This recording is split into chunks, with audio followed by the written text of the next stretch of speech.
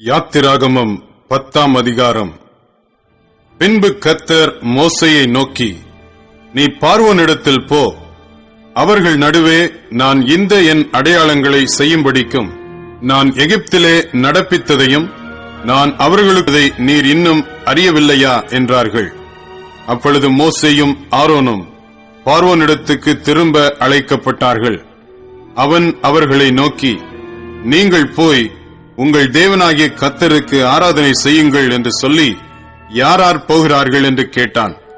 அதற்கு மோசே, எங்கள் இளைஞரோடும் எங்கள் முதியோரோடும் எங்கள் குமாரரோடும் எங்கள் குமாரத்திகளோடும் எங்கள் ஆடுகளையும் எங்கள் மாடுகளையும் கூட்டிக் கொண்டு போவோம், நாங்கள் கர்த்தருக்கு பண்டிகை கொண்டாட வேண்டும் என்றான்.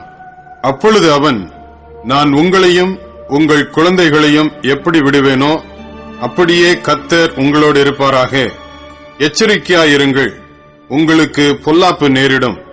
அப்படி வேண்டாம், புருஷராகிய நீங்கள் போய் கர்த்தருக்கு ஆராதனை செய்யுங்கள், இதுதானே நீங்கள் விரும்பி கேட்டது என்று சொன்னான். அவர்கள் பார்வோன் சமூகத்தினின்று துரத்திவிடப்பட்டார்கள். அப்பொழுது கர்த்தர் மோசேயை நோக்கி, வெட்டுக்கிளிகள் எகிப்து தேசத்தின் மேல் வந்து கல்மழையினால் அழியாத பூமியின் பயிர் வகைகளை எல்லாம் பட்சிக்கும்படிக்கு எகிப்து தேசத்தின் மேல் உன் கையை நீட்டு என்றார்.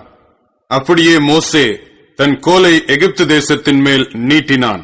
அப்பொழுது கர்த்தர் அன்று பகல் முழுவதும் அன்று ரா முழுவதும் கீழ்காற்றை தேசத்தின் மேல் வீச பண்ணினார். விடியற் காலத்திலே கீழ்காற்று வெட்டுக்கிளிகளை கொண்டு வந்தது. வெட்டுக்கிளிகள் எகிப்து தேசம் எங்கும் பரம்பி எகிப்தின் எல்லையில் எங்கும் மிகவும் ஏராளமாய் இறங்கிற்று. அப்படிப்பட்ட வெட்டுக்கிளிகள் அதற்கு முன் இருந்ததும் இல்லை, அதற்கு பின் இருப்பதும் இல்லை. அவைகள் பூமியின் முகம் முழுதையும் மூடிற்று. தேசம் அவைகளால் அந்தகாரப்பட்டது.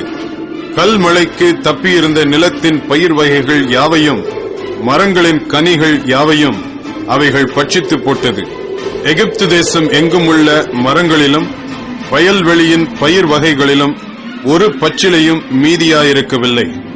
அப்பொழுது பார்வோன் மோசேயையும் ஆரோனையும் தீவிரமாய் அழைப்பித்து, உங்கள் தேவனாகிய கர்த்தருக்கும் உங்களுக்கும் விரோதமாக பாவம் செய்தேன். இந்த ஒரு முறை மாத்திரம் நீ என் பாவத்தை மன்னிக்க வேண்டும். உங்கள் தேவனாகிய கர்த்தர் இந்த சாவை மாத்திரம் என்னை விட்டு விலக்க அவரை நோக்கி விண்ணப்பம் பண்ணுங்கள் என்றான். அவன் பார்வோனை விட்டு புறப்பட்டு போய் கர்த்தரை நோக்கி விண்ணப்பம் பண்ணினான். அப்பொழுது கர்த்தர் மகா பலத்த மேல் காற்றை வீசும்படி செய்தார். அது வெட்டுக்கிளிகளை அடித்துக் கொண்டு போய் செங்கடலிலே போட்டது. எகிப்தின் எல்லையில் எங்கும் ஒரு வெட்டுக்கிளியாகிலும் மீதியாயிருந்ததில்லை. கர்த்தரோ பார்வோனின் இருதயத்தை கடினப்படுத்தினார். அவன் இஸ்ரவேல் புத்திரரை போகவிடவில்லை. அப்பொழுது கர்த்தர் மோசேயை நோக்கி, தடவிக் கொண்டிருக்கத்தக்கதான இருள் எகிப்து தேசத்தின் மேல் உண்டாகும்படிக்கு உன் கையை வானத்திற்கு நேராக நீட்டு என்றார்.